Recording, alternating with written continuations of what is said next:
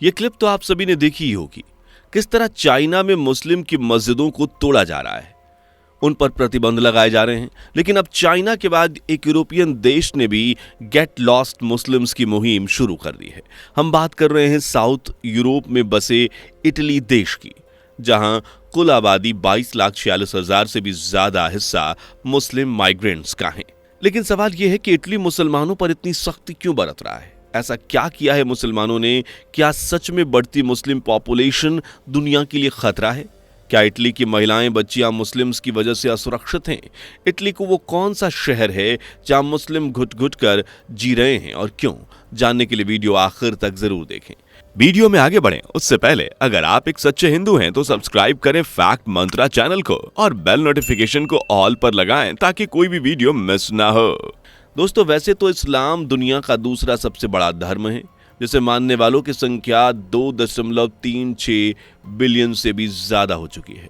लेकिन कहीं ना कहीं मुस्लिम मेजोरिटी दुनिया के लिए जी का जंजाल बन रही है, खासकर माइग्रेंट मुस्लिम्स, जिन्हें यूरोपियों ने सहारा दिया है।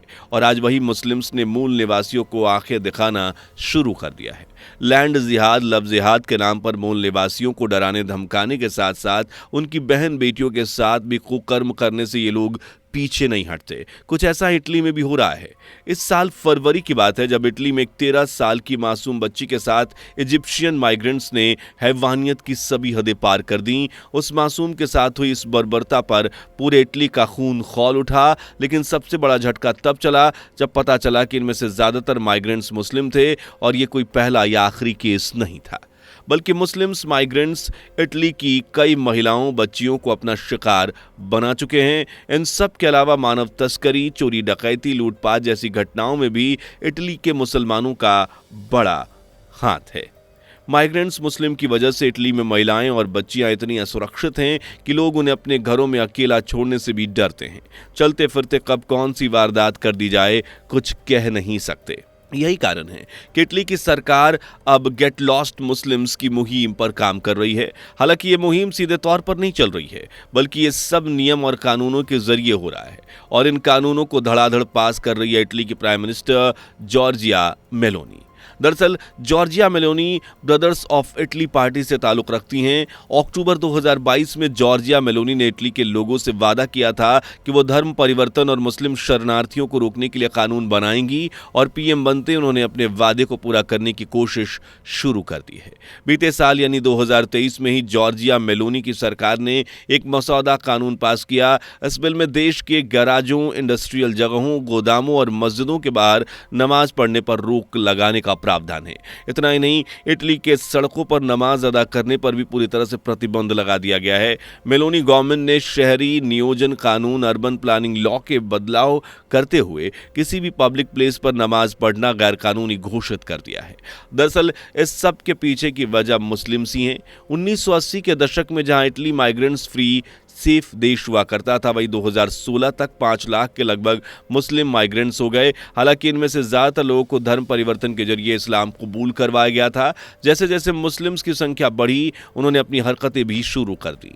बीच रोड पर गाड़ी खड़े करके नमाज पढ़ना, नमाज के लिए पूरे रोड को जाम कर देना। इतना ही नहीं, त्योहारों के दौरान सार्वजनिक जगहों पर घेरा लगा लेना, जाम लगा देना, आम लोगों को परेशान करना जैसे कई काम शुरू कर दिए, जिससे इटालियन लोगों को खास दिक्कतें शुरू हो गई। और सबसे बड़ी बात कि अगर कुछ कहे तो ये लोग मारपीट पर उतारू हो गए। यही कारण है कि अब इटली में मुस्लिम्स पर सख्ती बरती जा रही है, खासकर मोनाफोल्केन। और मोनाफोल्केन इटली का एक ऐसा शहर है जो मुस्लिमों को भगाने के लिए बेताब है। गल्फ ऑफ ट्रेस्ट में बसा मोनाफाल्कोन इटली का एक इंडस्ट्रियल सिटी है, जहां शिप्स, एरोप्लेन, रिफाइनरी और केमिकल समेत कई इंडस्ट्रीज हैं। इतना ही नहीं, ये यूरोप का सबसे बड़ी शिप बिल्डिंग कंपनी फैंट्री हेडक्वार्टर भी है।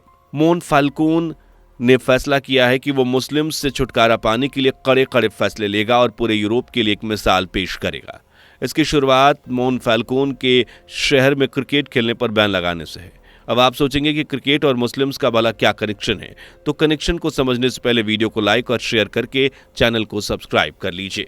असल में बात कुछ ऐसी है कि कोन में क्रिकेट सिर्फ बांग्लादेशी मुसलमान खेलते हैं। जी हाँ, बांग्लादेशी मुसलमान जो शहर के 30,000 आबादी का 1/3 हिस्सा है, यानी कि यहाँ बांग्लादेशी मुसलमान अच्छे खासे हैं। इनका पसंदीदा खेल क्रिकेट है, जिसे ये पार्क, ग्राउंड, सड़क जहाँ मन होता वहाँ खेलने लगते हैं। लेकिन अब मैनफॉल्कोन में क्रिकेट खेलते पकड़े जाने पर 100 यूरोज का फाइन भी लगाया गया है। हालांकि मैनफॉल्कोन में मुसलमानों पर सख्ती 2016 से ही शुरू हो चुकी थी। अब शहर की मेयर बनी एना मारिया सिम्प्स। एना ने मेयर बनते ही इटली और शहर के कल्चर को बचाने के लिए जी जान लगा दी।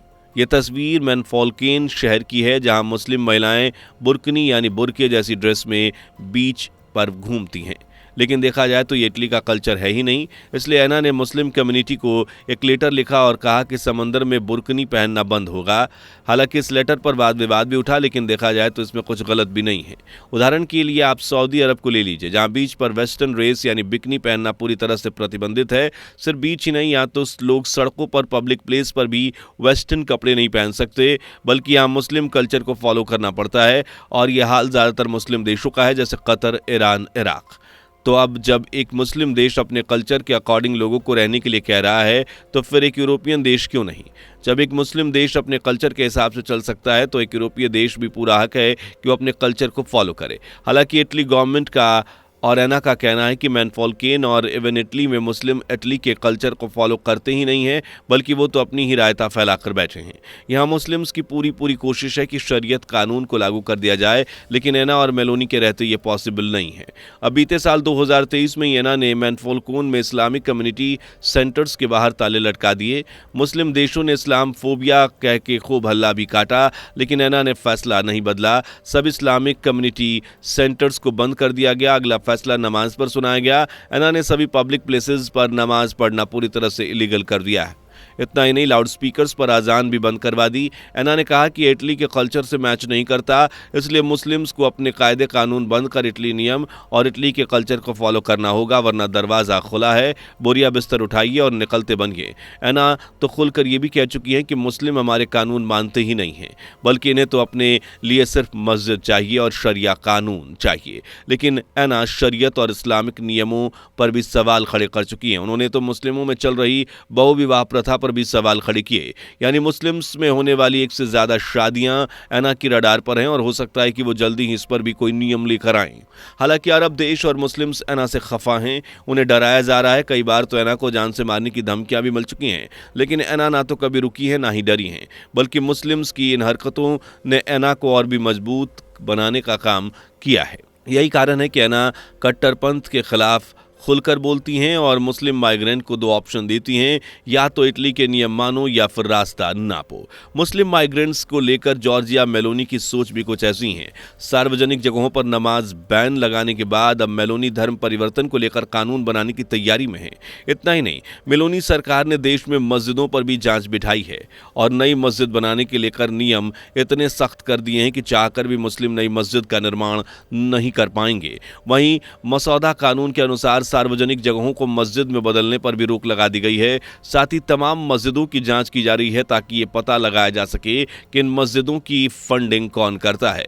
इसके अलावा मुस्लिम शरणार्थियों की बढ़ती जनसंख्या पर रोक लगाने के लिए सरकार काम कर रही है। कुल मिलाकर इटली अब कट्टरवाद से मुक्त होना चाहता है। इटली की तरह और भी कई देश हैं जो कट्टरपंथ से तंग आ चुके हैं, जैसे स्वीडन और डेनमार्क। स्वीडन के उप प्रधानमंत्री एबा बुश ने तो खुलकर कह दिया कि मुस्लिम या तो अपना रवैया बदल दें या स्वीडिश कानून को अपना ले या फिर देश छोड़कर चले जाएं।